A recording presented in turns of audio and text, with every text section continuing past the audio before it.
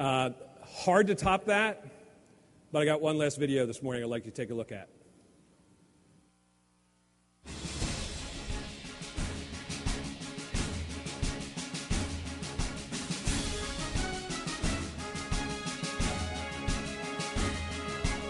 We control the tempo of this football game today. A lot of heart in this football team. You're strong. You're real strong. You keep playing with that effort, that belief, and that trust, you can overcome some things. You play smart, you stay focused, and above it all, you play physical. Boom!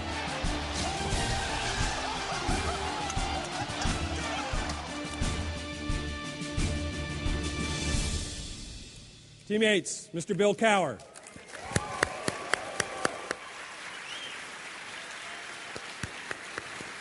Thanks, Michael. Thanks for being here.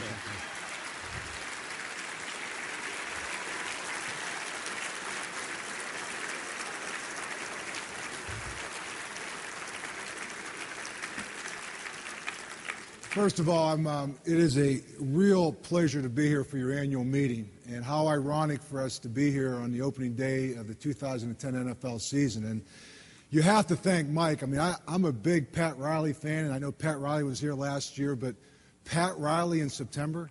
I mean, come on. I mean, maybe Pat Riley in February, Mike, I'd be okay, but not the start of football season. And, you know, football season is exciting. I think the thing that happens, and ironically, I was on the phone. I try to call a lot of my colleagues around the league and wish them good luck as they embark upon this season, because in every city, it's amazing how 32 teams are looking at this year being a special year.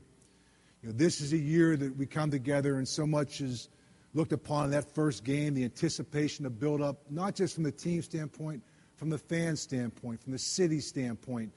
And, you know, I look upon that and I say that, like each team, Interline also has high expectation. You know, I was on the phone this morning with Marvin Lewis, and Marvin Lewis is a very good friend of mine, and I will get on the phone this afternoon with Bill Belichick. He's also a good friend of mine. And, you know, the one thing about them is they talk about their preparation. They talk about the expectation. They talk about what they've put together and the time they've put together. And, you know, a lot of it is based on the criteria that you are working with. And expectation, a lot has to do with where you ended. And as I look at the Interline brand, I look at the fact that, you know, the basis of your high expectation is clear. You do $1.1 billion in annual sales. Now, $1.1 billion is a large number. I don't care how you cut it. I mean, that is a big number.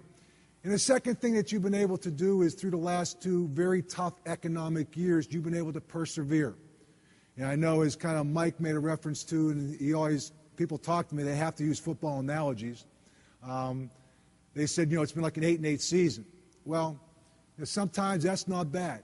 And perseverance becomes a big part of where you want to go. But as I look at 2010 and 2011, for Interline, it's about going to the next level. You know, you look at the theme, ignition.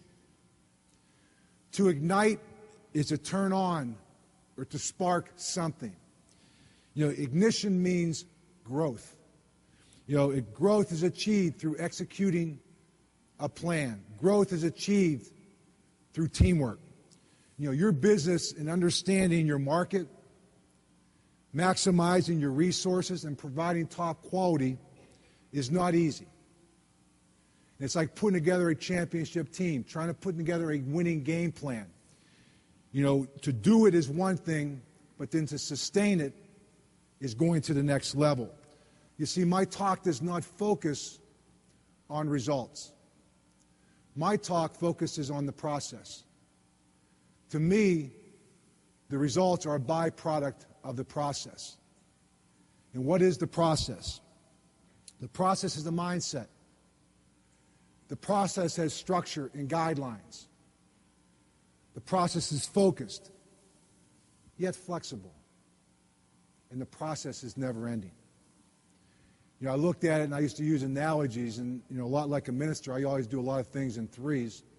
And I used to talk to the team a lot about the 3 Ps: perspective, preparation, and perseverance. And I tried to do that with another P, that's a positive mindset and a positive approach. You know, I'm a true believer really in how you act and how you feel starts with how you think. And, you know, life a lot is about recognizing where you are and embracing the moment.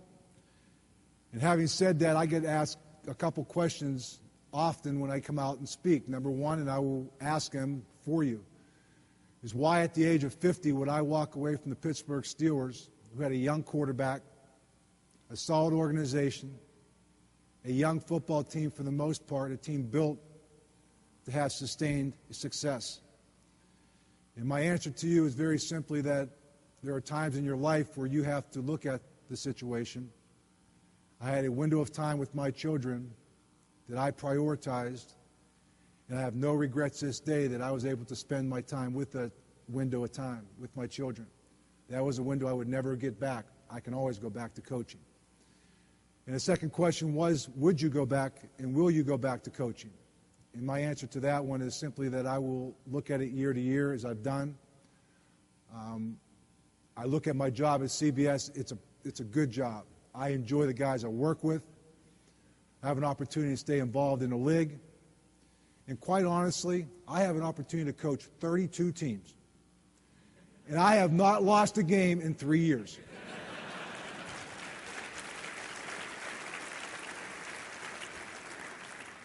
So I really look at it at 53, I feel like I really have been a blessed man. You had an opportunity to work a job I love and run the gambit of emotion. Now, I had a lot of trust and support from a lot of people along the way. But I look at it and I say life is about growth. And really for me, it started very early. I know growing up in Pittsburgh, my father instilled 3 things in me that I will always remember to this day. And the first thing he said to me was, finish what you start. He never allowed me to quit. It's about perseverance. The second thing is work harder than the other person. And I always thought I was a hard worker until one day he came into me and he said, you know what, son?